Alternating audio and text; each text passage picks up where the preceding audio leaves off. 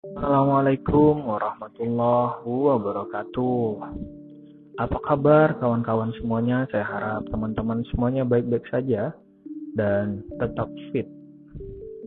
Oke, di video kali ini saya akan membahas tentang Kesultanan Pontianak, yaitu Sultan Syarif Abdurrahman. Kota Pontianak ini didirikan oleh Syarif Abdurrahman atau Sultan Syarif Abdurrahman Al-Qadri, seorang putra ulama keturunan Arab Hadramaut dari Kerajaan Mempawah pada hari Rabu 23 Oktober 1771 atau 14 Rajab 1185 Hijriah, yang ditandai dengan membuka hutan di persimpangan Sungai Landak, Sungai Kapuas Kecil, dan Sungai Kapuas Besar untuk mendirikan balai dan rumah sebagai tempat tinggal. Pada tahun 1778 atau 1192 Hijriah, Sultan Syarif Abdurrahman dikukuhkan menjadi Sultan Pontianak. Letak pusat pemerintahan ditandai dengan berdirinya Masjid Jami Pontianak, yang kini bernama Masjid Sultan Syarif Abdurrahman, dan Istana Kadriah yang sekarang terletak di Kampung Beting. Pada tahun 1778, kolonialis Belanda dari Batavia memasuki Pontianak dengan dipimpin oleh William Ardin Palem. Sultan memberikan izin kepada Belanda saat itu menempati daerah di seberang Istana Kesultanan yang kini dikenal dengan daerah Tanah Seribu atau Verkendepal.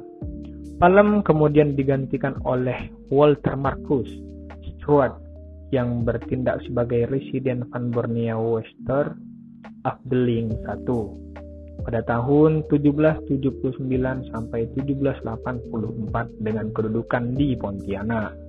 Semula Sultan Syarif Abdurrahman Al-Qadri menolak tawaran kerjasama dengan negeri asing dari Eropa tersebut. Namun setelah utusan itu datang untuk kedua kalinya, Sultan Syarif Abdurrahman menerima Belanda sebagai rekan persemakmuran dengan tangan terbuka. Kemudian pada tanggal 5 Juli 1779, Belanda membuat perjanjian dengan Sultan mengenai penduduk Tanah Seribu agar dapat dijadikan daerah kegiatan ekonomi bangsa Belanda. Jadi dari sejarah tempo dulu sampai sekarang, daerah Palem merupakan tempat perekonomian yang begitu maju.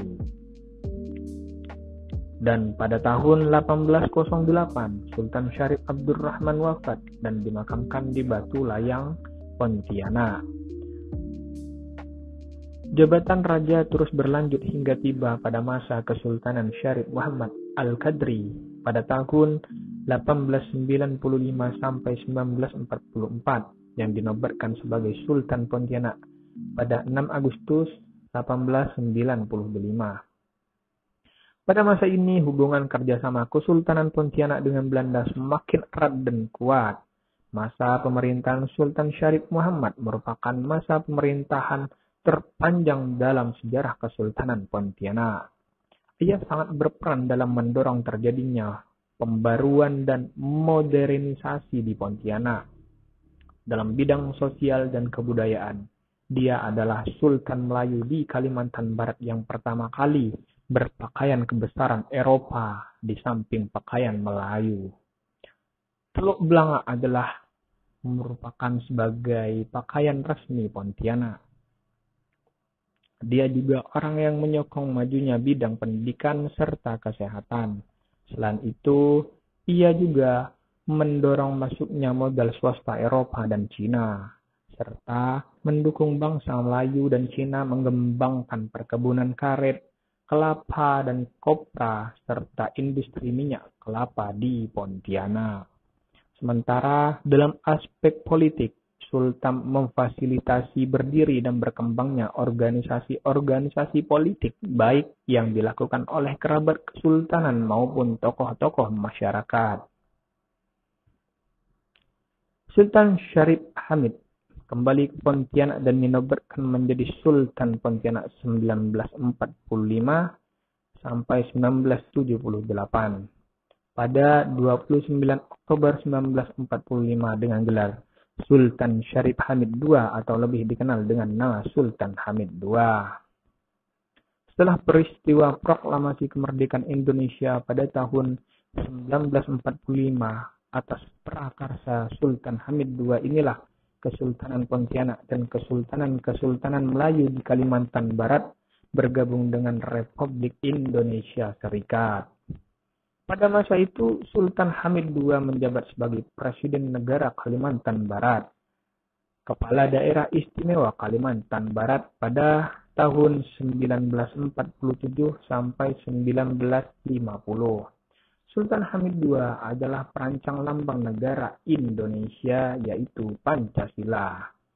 Selain sebagai Ketua Perhimpunan Musyawarah Federal, pada tahun 1949 ia juga menjadi Menteri Negara Sonder Portofolio di Kabinet di Republik Indonesia Serikat. Kemudian pada tanggal 28 Oktober 1946, pemerintah sipil Hindia Belanda sebagai Dewan Borneo Barat membentuk Daerah Istimewa Kalimantan Barat dan mendapat kedudukan sebagai daerah istimewa pada 12 Mei 1947. Daerah Istimewa Kalimantan Barat meliputi monarki-monarki di Kalimantan Barat, termasuk Kesultanan Pontianak. Saat itu Sultan Hamid II ditunjuk sebagai Kepala Daerah Istimewa Kalimantan Barat sebelum 5 April 1950. Daerah Istimewa Kalimantan Barat bergabung dengan Negara Republik Indonesia, yaitu RI. Daerahnya kemudian menjadi bagian dari Provinsi Administratif Kalimantan. Setelah pembubaran Republik Indonesia Serikat pada 17 Agustus 1950, wilayah Kesultanan Pontianak menjadi bagian Provinsi Kalimantan Barat. Setelah Sultan Hamid II wafat pada 30 Maret 1978, terjadi kekosongan jabatan Sultan di keluarga Kesultanan Pontianak. Kekosongan jabatan itu bahkan berlangsung selama 25 tahun. Namun, pada 15 Januari 2004, pihak bangsawan Istana Kadriyah mengangkat Syarif Abu Bakar Al-Qadri sebagai Sultan Pontianak ke-8. Jauh sebelumnya, tepatnya pada 29 Januari 2001, seorang bangsawan senior, Syarifah Khadijah Al-Qadri binti Sultan Syarif Muhammad Al-Qadri bin Sultan Syarif Yusuf Al-Qadri mengukuhkan kerabat muda Istana Kadriyah Kesultanan Pontianak. Kekerabatan ini bertujuan menjaga segala tradisi dan nilai budaya Melayu Pontianak, termasuk menghidupkan dan melestarikannya. Oke, mungkin hanya itu video dari saya. Semoga bermanfaat untuk kawan-kawan yang terus belajar tentang sejarah-sejarah Indonesia. Sejarah kebenarannya hanya 99%. Bisa digugurkan dengan 1% jika ada data-data fakta yang lebih akurat dan lebih terjamin. Sekian dari saya. Terima kasih. Assalamualaikum warahmatullahi wabarakatuh. Selamat malam.